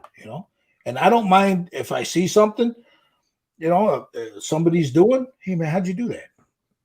I ask all the time. Hey, what the hell are you using there, man? Tell me. I'm using this. Cool. Then I go on the Gil Shopping Network and I start, okay. Yeah. That's how I get in trouble, man, because I'll start looking at something. I'm like, where'd you get that? I got it from here. Cool. I run off and get it, or whether it's a tool or a paint. Man, I got a lot of it. I got yelled at the other day from Mama. I can't buy no more paint. Well, and to be honest, do you really need any more paint? No. No, I mean, there's a couple of lines that I'm moving over towards. I have the Vallejo, the original Air stuff. I don't use it that much. It's mostly military stuff. I use it every now and then. So I'm letting my grandson play with them. So I'm going to be phasing those out. I like the game color, the game Air. You know what? I love Citadel paint. I hate those stupid little pots, and the price is crazy on them. But I like the paint. I use a lot of, for basic colors, is this stuff right here from Golden, the high flow. I use a lot of this stuff. Is supposed to be really, really good. Oh, dude, I'm telling you guys, if you're airbrushing and you want the basic colors, go on Amazon. This stuff is phenomenal. I don't even cut it. I just put it in the airbrush and boom, So that stuff is great. Now there's another paint, and Brett's in there right now, and I'm gonna kill him for this. He sent me some paints to try out, and I absolutely love them. It's this stuff right here. Oh, the 8K stuff. I've heard good things about that too. Thing is, though, I learned that if you're gonna thin this, you better use their thinner. Oh, really? Yeah, I've tried. Now I haven't tried UMP or whatever, but I've tried Vallejo, Masters. I got some of the Tamiya, and I tried the Hobby Color stuff. Mr. Hobby, and I was testing them out. For me, the best thinner for their paints, and I try to stick with their paints. So with the next gen stuff is this stuff right here. Nice. Their white is perfect.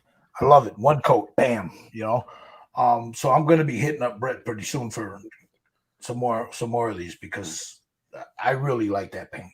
I really do. But no, I don't need any more paint. I need more metallic Citadels because I'm running out of them. But that usually happens when I do a commission build and I start using all the paint up. Then whenever the money comes in, I take that and I go and I buy more paint with it, of the paint that I used. So I have enough of it. But no, I don't. When you start bouncing around from different stuff, you tend to get in trouble that way. And I don't mean just as far as this wise. I mean, you get used to a certain paint and how it reacts. Say, for instance, like right there, that scale 75 that I got sitting right there, that whole rack. You start using that, and I haven't touched it, man, in 6 months, maybe longer. Now it's spraying funky because I forgot the ratio that I'm using on it. So now I got to figure out again how to use it and all that other stuff. So if you're doing, I'll tell you what, that Mecha color, I don't have it. I have a couple of bottles from Vallejo. That stuff is great, man. The colors on there. I just got the Army Painter metallics that they just came out with. I've got a couple of Army Painter. Their washes. I never tried their paint. How are they? For me, because I was using the craft acrylic stuff, the Walmart stuff. That stuff is just it's thinner, but it's a lot. It was really, the transition to that was really, really easy for me. And I bet you got better results with it too, didn't you? Oh yeah, dude. I don't have it here. Oh, wait. Like this is some of the. Oh, here.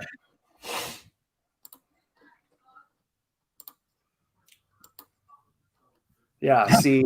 Yeah. I mean, that's the new Army Painter metallics. and it's just bright. I mean, I still have to go in and detail the crap out of this, but it is crazy and it is so much better. So much better.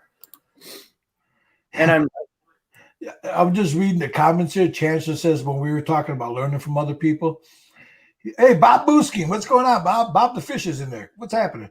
He says, very true. I have learned a lot from other guys' channels. Yeah, so have I. So have I. Brett's High Altitude says it's not about need, it's about want. We're talking about that's what I tell my wife all the time. You know, when I'm buying paint. And then he tells me, whenever you're ready, Gil, I stock the whole range. I know you do, brother. I know you do. And the worst part about Brett is he has that YouTube channel. Then he'll stick something out there and he'll be like, now I want that. But dude, you know, if I see something that like this little thing here from Display, he showed that on his channel one day, and I'm like, I need it. I gotta have it. You know, so did I need it? I got a couple of them, but this is just too cool, man. So I picked it up, you know. But yeah, High Altitude Hobbies, guys. He's got what you need, man. You know, I'm telling you, he's right there in Colorado, here in the States, man. If you're in the States, I'm telling you, brothers, the man can get what you need. Kits, paint, tools, airbrushes, he got them all. So anyway, I'm sorry, I didn't mean to. I'm sitting there like a channel for the guy, right? Pretty soon I'm going to have a shirt that says High Altitude Hobbies, you know, the patches all over me from different people. I'm just kidding. But no, the guy, this paint, I'm telling you, I like it. I really like it. It's got some, it's really intense in the colors. They're all over there. But yeah, it's really, I really like it. So I'm going to be getting more of them. So we now hit the 2-hour mark. So I'm going to close this. Thanks for coming on. And I will talk to you a couple minutes. See you later, guys. Thanks for watching. All right, guys. That was Gil. We had quite the internet problems today. I don't know what I'm going to have to do to fix that. Process of getting a new computer, I guess. But anyway, hopefully everybody learned something about airbrushes. I know I surely did. And Gil's a really cool guy and has a YouTube, Facebook, Instagram. I mean, you just got to find him, and he's really a cool guy to follow. So hopefully everybody has a good weekend, and I'll see you guys next week. Bye.